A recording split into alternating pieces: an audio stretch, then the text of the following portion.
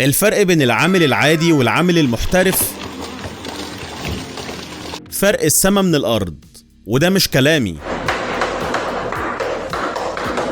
لأن اللي هتشوفه النهاردة هو اللي هيثبت لك ده. الحاجات اللي بيعملوها بتحتاج سنين تدريب، والشغل اللي بياخد أيام ما بياخدش في إيديهم ساعات. خليك معايا وتأكد بنفسك. يلا بينا. هاخد من وقتك ثانية واحدة نصلي فيها على سيدنا محمد صلى الله عليه وعلى آله وصحبه وسلم. أنا حمادة حمدي من قناتي على اليوتيوب. أتمنى دعمك للفيديو بلايك واشتراك في القناة.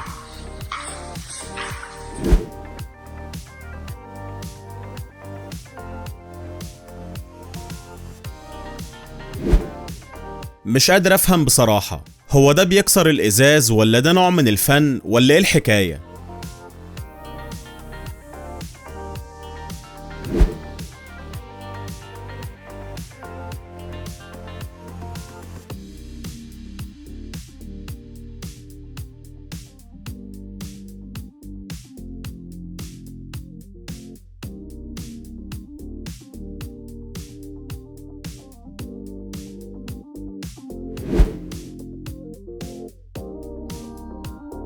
عارف ان في ناس بتحب التيشيرتات اللي فيها فن من النوع ده، بس انا ملبسهاش لو هتدفع لي فلوس.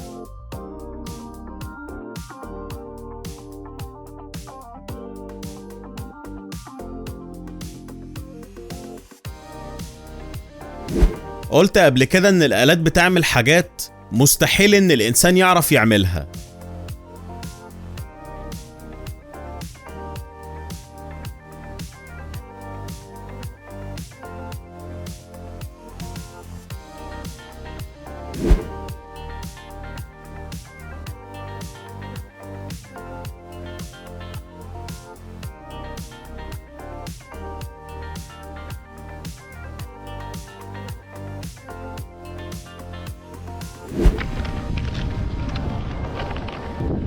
أراهنك إن لو القرد نفسه طالع الشجرة دي هيخاف، لكن اللي يشتغل الشغلانة دي لازم قبل الرشاقة يكون قلبه جامد.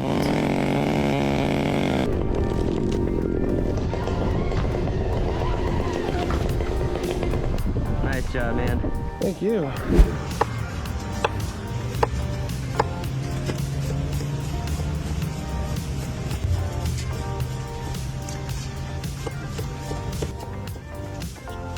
¿Descansando ahí, qué? مفيش شك إن ده أسرع واحد شفته بيقطع برتقان في العالم. ¿Descansando, güey? ¿Qué se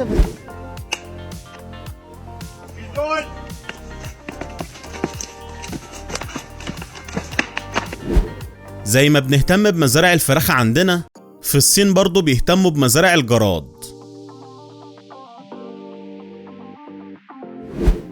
من غير تفكير كتير، أكيد ده أسرع فريق بيسافل الطرق وبيخليها عاملة زي المراية كمان.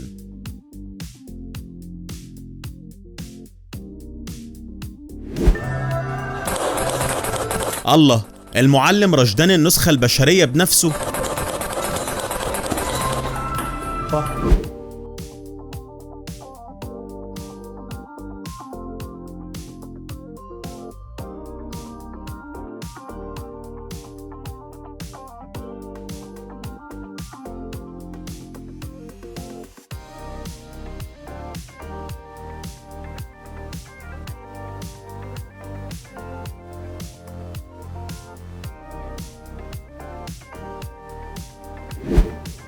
اهو ده لا محتاج جردل ولا مساحة، اديله خرطوم مية وهو هيقوم بالواجب.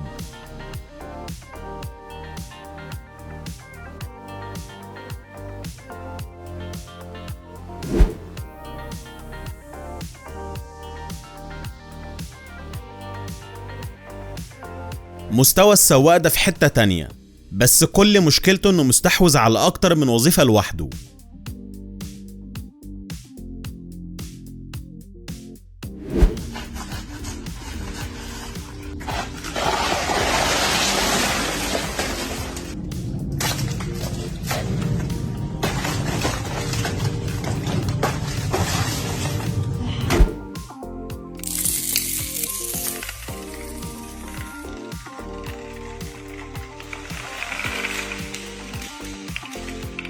الموضوع خد دقيقة ونص علشان يخلص، لكن عشان يبدأ خدت منه أيام.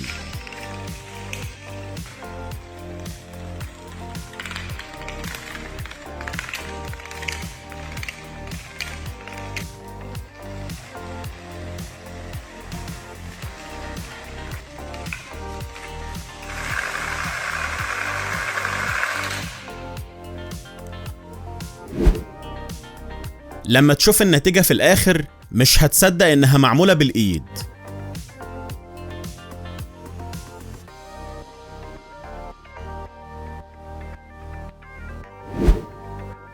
ممكن تشوفها في الأول حتة خشبة بايظة مكانها الزبالة، بس مع العمال دول مفيش الكلام ده، بشوية ايبوكسي خلوا سعرها 100 ضعف.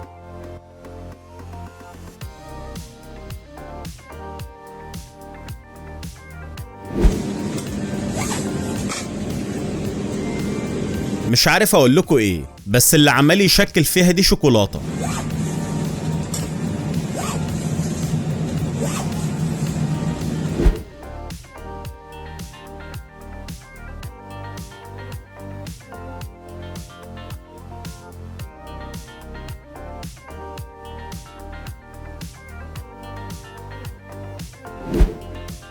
حتى مكعبات التلج بقى فيه منها فريش.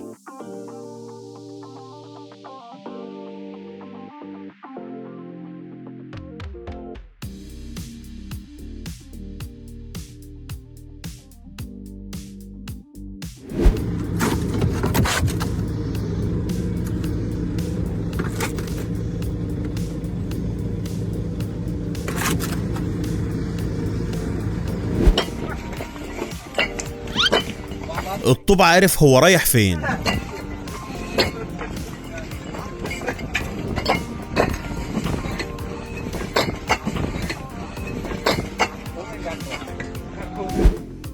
الناس دول ما بيركبوش سيراميك، دول بيرسموا لوحة.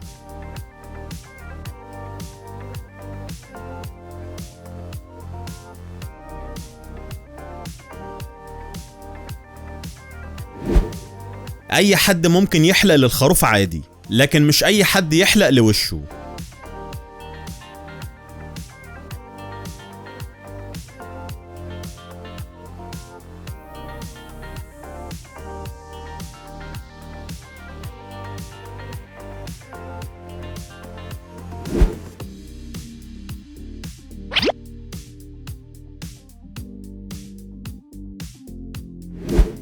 الشغلانة دي عشان تشتغلها لازم يبقى عندك خبرة 5 سنين في السيرك.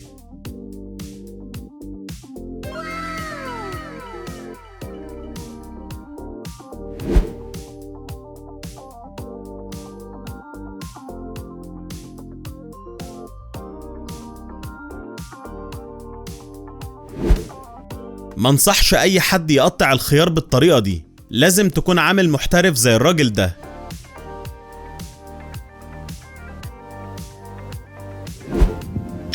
انا هكون صريح معاكم، انا ممكن اتفرج على فيديوهات من النوع ده ليل نهار ومزهقش ابدا.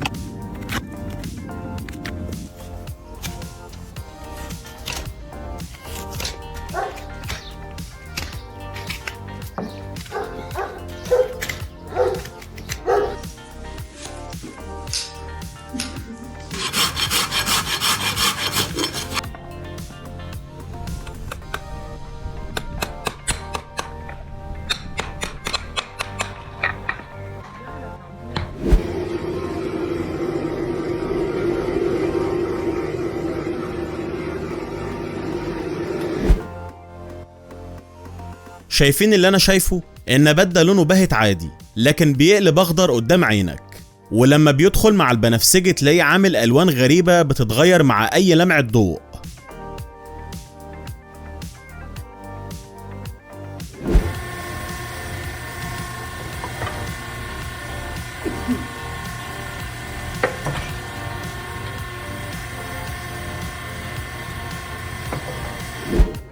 عايز يدهن الشباك القديم وخايف على الإزاز، فعمل حركة ما يعملهاش غير صنايعي متمكن.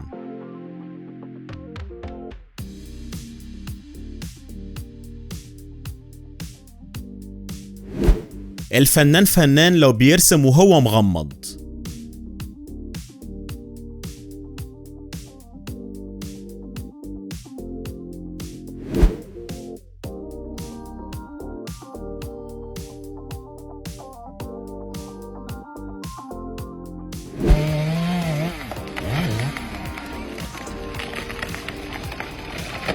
الراجل ده حسسني ان اي حاجة سهلة.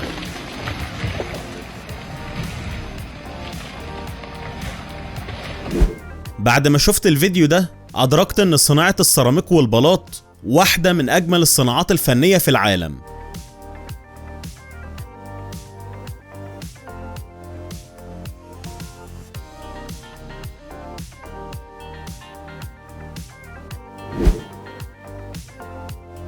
اهم دول ما بيحتاجوش سلالم، لو بيتك في الفضاء هيعملوا لك الواجهة وهم على الارض.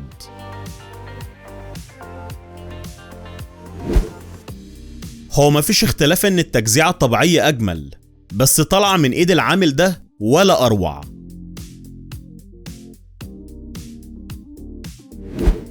طول عمري سامع ان الزراعة من اصعب الحرف، بس الراجل ده معاه اختراع بيقول كلام تاني.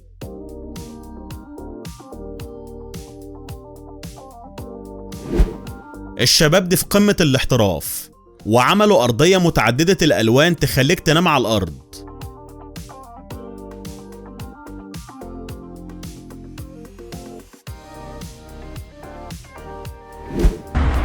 تقطيع الزوايا مش هيبقى صعب من النهاردة طول ما انت معاك الجهاز ده.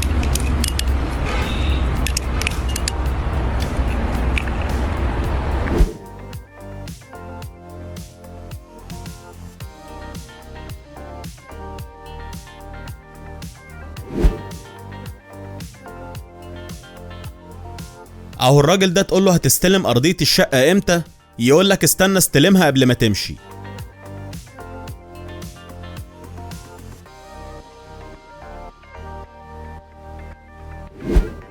الناس اللي مساحة بيوتها صغيرة ما تقلقوش، جبتلكوا حلول هتخليكوا تستغلوا كل شبر من مساحة بيتكوا.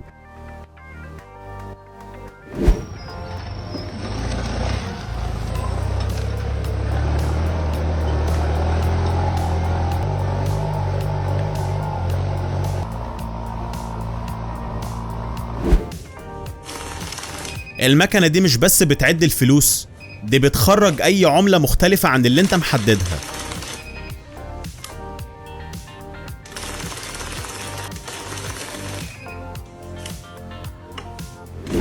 عشان مش قادرين يهزوا الشجر عملوا آلة مخصوص تنزل لهم الورق الناشف.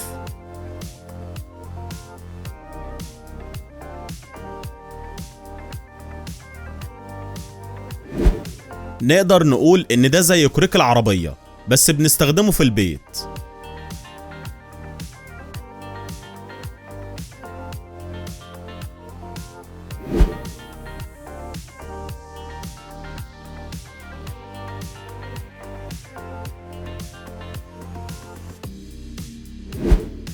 في الاول افتكرتها شنطة، بس اتصدمت لما عرفت انها الواح طاقة شمسية متنقلة وتقدر تاخدها معاك في اي مكان.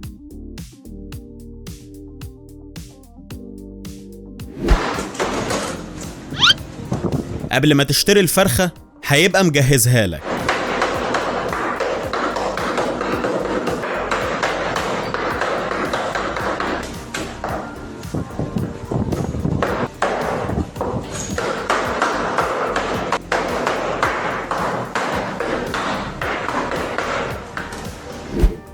بعيدا عن سرعتها ومهارتها في الشغل، بس الست دي قلبها زي الحديد.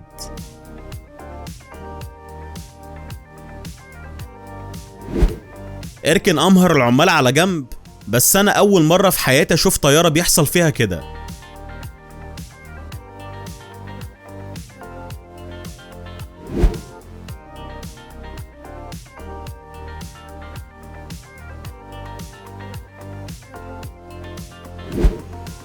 الجهاز ده بيقدر يرفع اي حاجة بضغط الهواء.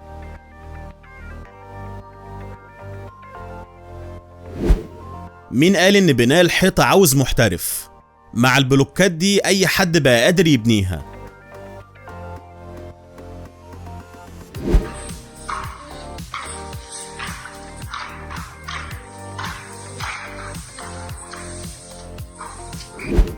لو وصلت لحد هنا يبقى الفيديو عجبك، وأكيد لو عجبك مش هتبخل عليا بلايك واشتراك في القناة. نتقابل الفيديو الجاي إن شاء الله. رب الخير لا يأتي إلا بالخير. سلام.